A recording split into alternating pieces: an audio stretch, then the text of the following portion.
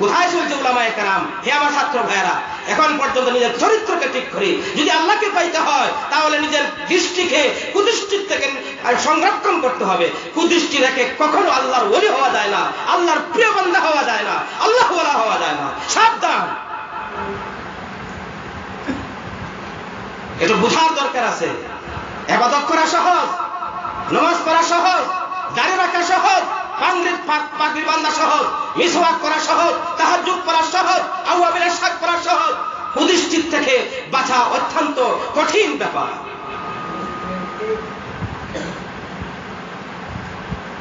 খুব কঠিন ব্যাপার। কত ছাত্ররা 2 বছর 3 বছর, কত উলামায়ে কেরাম 4 বছর 2 বছর 3 বছর বয়স হচ্ছে, এখন পর্যন্ত তারা কুদৃষ্টি থেকে বাঁচাইতে পারে না। কিছুদিন তাকে আবার হয়ে যায়। কি করতাম, মোবাইল দিয়ে সামনে এসে কাঁদা শুরু করে দেয়। কি করা যায় হুজুর?